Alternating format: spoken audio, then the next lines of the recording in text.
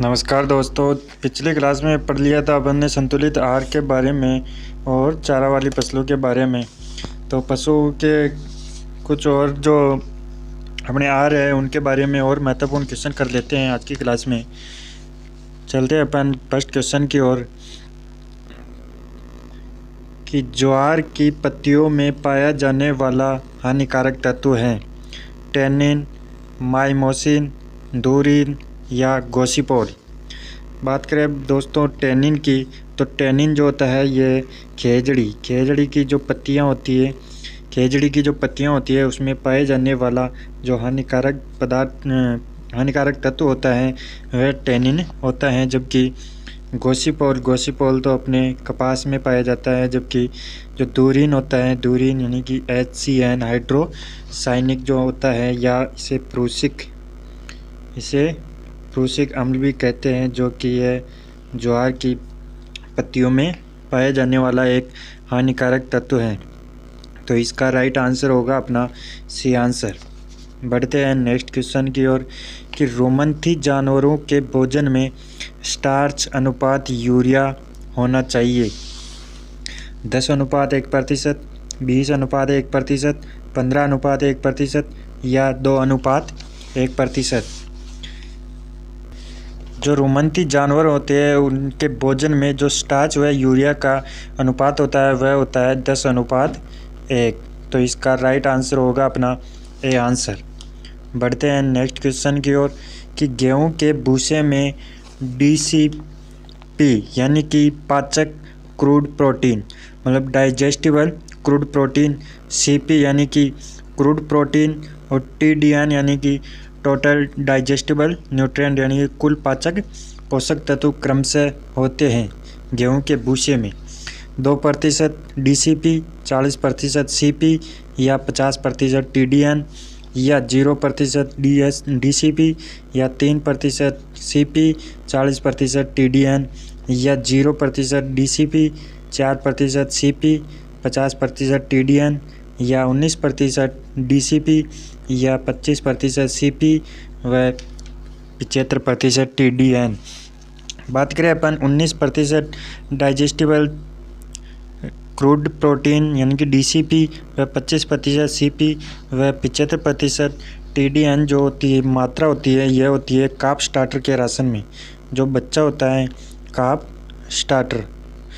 Starter के ration में जो मात्रा होती है वह 19, 25, 75 यानी DCP, CP व TDN क्रम से होता है। जबकि गेहूं का जो भूसा होता है उसमें 0, 3 व 40% DCP, CP व TDN की जो मात्रा क्रम से होती है वह होती है 0, 3 और 40%। तो इसका राइट आंसर होगा अपना बी आंसर। बढ़ते हैं नेक्स्ट क्वेश्चन की ओर कि ज्वार में HCN की मात्रा संग्रहित होती है जड़ों में, पत्तियों में या A और B दोनों या इनमें से कोई नहीं। ज्वार में जो HCN की मात्रा होती है वह बनती तो जड़ों में है। HCN की मात्रा बनती है जड़ों में, जबकि जो संग्रहित होती है वह संग्रहित रहती है पत्तियों में संग्रहित होती है। तो इसका राइट आंसर होगा अपना बी आंसर। बढ़ते हैं नेक्स्ट क्वेश्चन की ओर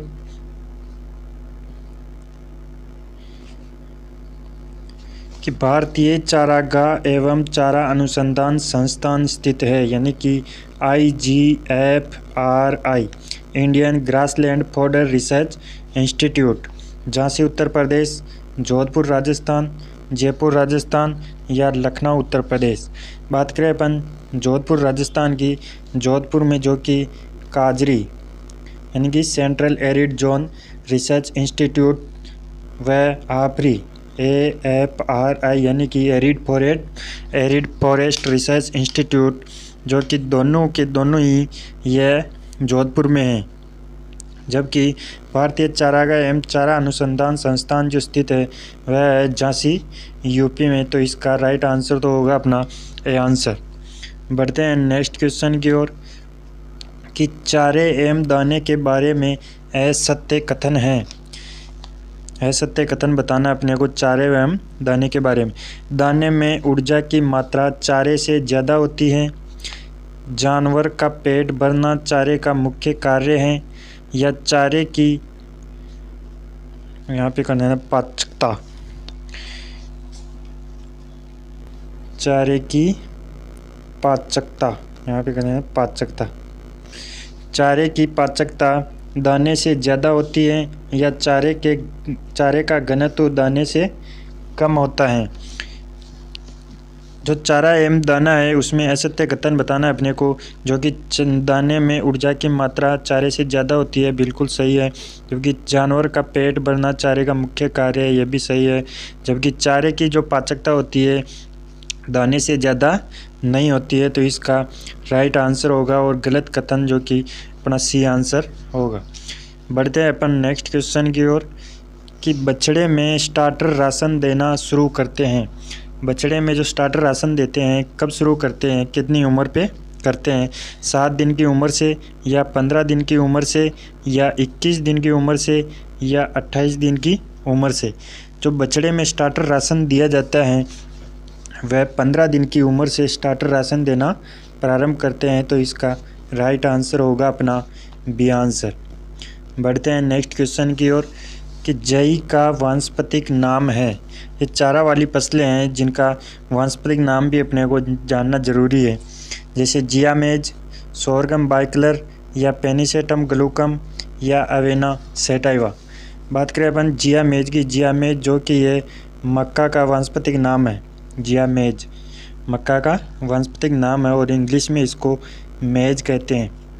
बात करें अपन सोरगम बाइकलर की, जो कि ये ज्वार का वानस्पतिक नाम है, जो कि ज्वार को इंग्लिश में सोरगम के नाम से जाना जाता है।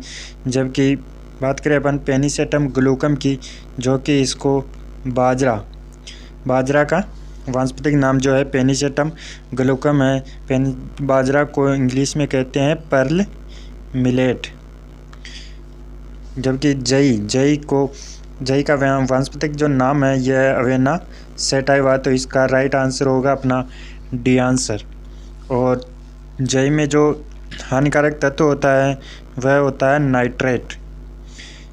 बढ़ते हैं अपन नेक्स्ट क्वेश्चन की ओर, कि रिजगा का वानस्पतिक नाम है होर्डियम वल्गेर, या मेडिका गोसेटाइवा, या ट्रिटिकम एस्टिवम, या ट्राइपोलियम एलेक्जेंड्रिनम। बात करें अपन होर्डियम वल्गेर की, जो कि यह जौ का जो वानस्पतिक नाम है वह होर्डियम वल्गेर। जबकि ट्रिटिकम एस्टिवम यह गेहूँ यानी कि वीट का वैज्ञानिक नाम जो है ट्रिटिकम एस्टिवम है दोस्तों। जबकि ट्राइपोलियम एलेक्जेंड्रिनम जो है ये बरसीम का वानस्पतिक नाम जो है ट्राइपोलियम एलेक्जेंड्रिनम है। जबकि रिजगा का जो वानस्पतिक नाम है वह है मेडिकागो सेटाइवा। जबकि रिजगा को एल्फा भी कहते हैं, और इंग्लिश में रिजगा को लूसन कहते हैं, तो इसका राइट आंसर तो होगा अपना बी आंसर। बढ़ते हैं नेक्स्ट क्वेश्चन की ओर, कि खरीफ की हरे चारे वाली फसल नहीं है, बाजरा, ज्वार, चौड़ा, या रिजगा। इनमें से बताना है कि खरीफ में जो बोई जाती है वो हरे चारे की फसल कौन सी नहीं है। जबकि चारा खरीफ में बोया जाता है, ज्वार भी बोई जाती है, और चौड़ा भी बोया जाता है। जबकि रिजगा जो फसल है यह रबी की फसल है। रिजगा बरसीम जो है ये रबी की फसल है, तो इसका राइट आंसर होगा अपना डी आंसर। बढ़ते हैं नेक्स्ट क्वेश्चन की ओर, कि चारे की फसलों की रानी किसे कहा जाता है? बरसीम को, रिजगा को, मक्का को, या ज्वार को? बात करें अपन बरसीम जो कि बरसीम को तो चारे का राजा कहते हैं बरसीम को। जबकि चारे की रानी जो कि रिजगा को कहते हैं। जबकि मक्का को ड्रोसोफिला प्लांट कहते हैं मक्का को, तो इसका राइट आंसर तो होगा अपना बी आंसर। बढ़ते हैं नेक्स्ट क्वेश्चन की ओर, कि बछड़े को खीस की मात्रा पिलाई जाती है? 1/10%, 1/10 भाग, 1/15 भाग, या 1/20 भाग, या 1/30 भाग। बछड़े को जो खीस पिलाया जाता है वह 1/10 भाग जो पिलाया जाता है वह 1 से 3 दिन तक जो पिलाया जाता है वह खीस पिलाया जाता है 1/10 भाग। जबकि बात करें अपन 1/15 भाग की, जो कि बछड़ा 22 से 35 दिन का हो जाए, 22 से 35 दिन तक, 3 दिन से अधिक, वह 22 से 35 दिन का जो काल होता है उस पर 1/15 भाग बछड़े को दूध पिलाया जाता है। जबकि 1/20 की बात करें अपन तो बछड़ा जब 2 माह का हो जाए, 2 माह की उम्र हो जाए, तब 1/20 भाग बछड़े को दूध पिलाया जाता है। जबकि बछड़े को खीस जो है 1 से 3 दिन की अवस्था पर 1/10 भाग पिलाया जाता है। तो इसका राइट आंसर होगा अपना ए आंसर। बढ़ते हैं नेक्स्ट क्वेश्चन की ओर कि भारत में साइलेज बनाने के लिए सामान्यतः कौन से साइलो काम में लिया जाता है? टावर साइलो, खाई साइलो, या गर्त साइलो, या उपर्युक्त सभी। जो भारत में साइलेज बनाने के लिए जो सामान्यतः साइलो काम में लिए जाते हैं वह लिए जाते हैं गर्त साइलो यानी कि पिट साइलो। पिट साइलो जो कि ये सर्वाधिक काम में लिए जाते हैं। जबकि खाई साइलो भी भारत में काम में लिए जाते हैं लेकिन कम काम में लिए जाते हैं। जबकि सर्वाधिक जो सामान्यतः काम में लिए जाते हैं वह पिट साइलो काम में लिया जाता है।